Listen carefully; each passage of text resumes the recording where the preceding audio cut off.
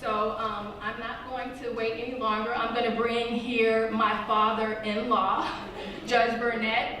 And he's been a blessing to me because I do these events. I have for the past 12 years all over the country. And you know, you just never know where the blessings come from, because I can be honest with you and say, okay, I guess I'm a statistic. I grew up without a father, right? But you never know where God's going to bless you, because this man has been a huge supporter. He comes to all of these events on his own dime. Sometimes I don't even know he's there, and he's always willing to give and pour into and speak. So he's been a blessing to me, and he's going to be a blessing to you tonight as we begin our Aspiring Lawyers Pinning Ceremony. Judge Burnett.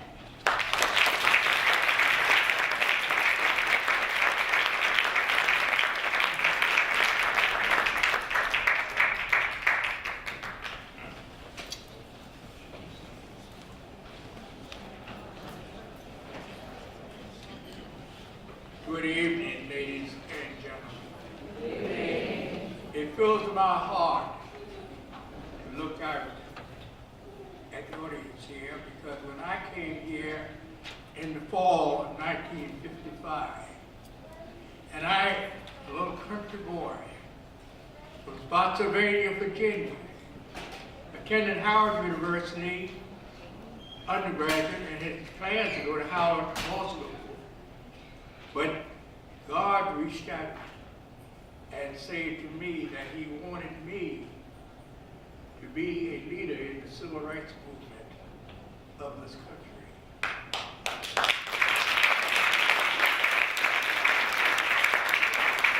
And in October of 1954, a few months after the famous Brown versus Board of Education case was decided, I was called to the office of James Nabrit, who was the vice president of Howard University. And he said to me, Arthur, you are number one in your class here at Howard. You're the best we have. We know you came here to go to Howard, but we want you to join this famous Brown versus Board of Education case and become the lead plaintiff in the Prince Edward Farmville school cases. And in the meantime, as a result of being number one in my class at Howard, I was on a radio program with Adam Clayton Powell in 1953, protesting segregation in America and creating the philosophy that a person should be judged by the quality of his performance. And I'm going to be very honest with you.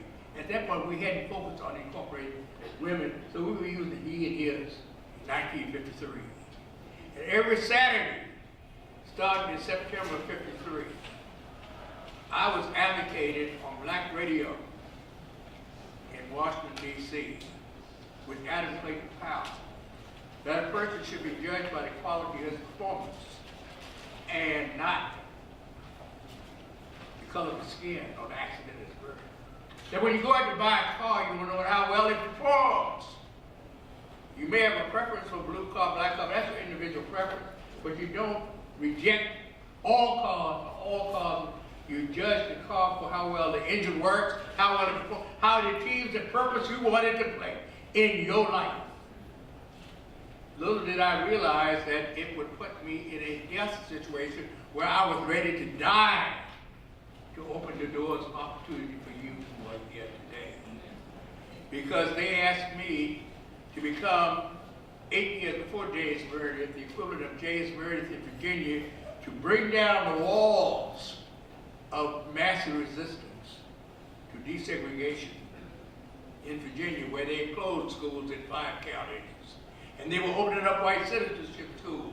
And the Ku Klux Klan were openly using the word nigger and said any nigger kid who would dare go or try to desegregate the schools and compel Virginia to comply with the Brown decision would be killed, would be lynched and killed. Thurgood Marshall was sitting off to the side. I'm going to be very frank with you, I didn't even recognize who he was at the time. But then James Nabry turned to me and said, this gentleman here is Thurgood Marshall, the lead counsel, and he will be your chief counsel. I will be his assistant. Roger Robinson and Oliver Hill the Virginia Council will be joining us. And we were going into federal court to get a mandatory injunction to compel University of Virginia Law School to admit you with the U.S. Army, with the National Guard, to keep you alive, to keep the Klan from getting you. Will you do it? And I start thinking, I said, well, I've been advocating. It's too late to back down now. I'm here, Lord, use. And then in November, when I went home and told my father and mother I wasn't going to Howard, the law school, they thought I'd given up my vision, a dream of becoming a lawyer. I said, no, because I have been, like our favorite Evelina, a straight A student both in high school and at Howard. You know, I'm ready to face the task. Let's go forward. And then I went home and told them, and my mother started reciting the 23rd Psalm. The Lord is your shepherd, you shall not want, and I kind of faded out over the next 3 or 4 lines. But then she got to those lines that gave through you walk through the valley of the shadow of death. You should fear no evil, for the Lord shall be with you. And I exhaled and said, whatever will be, and I went back to Howard and told neighbors in Thurgood. My parents were behind me, even though my father realized he might lose his job. Then the Ku Klux Klan may burn down our home, or crosses on our yard. Mother, you might be raped or murdered. And they say to me, say, God gave you an ability to be a straight A student. Just well be you. We will take the risk. And lo and behold, I may be alive today because of Governor Forbes. When Forbes threatened to close all the color schools, the NACP and neighbors decided that they did not have enough money to go forward both in Virginia and also deal with Forbes that led to Little Rock. And I was the case in front of them, but I was only one case dealing with Virginia. They were closing the whole school system down in Arkansas. And they told me that in addition, they'd asked me to apply to those law schools that were in the top 10 in the nation that would admit you after your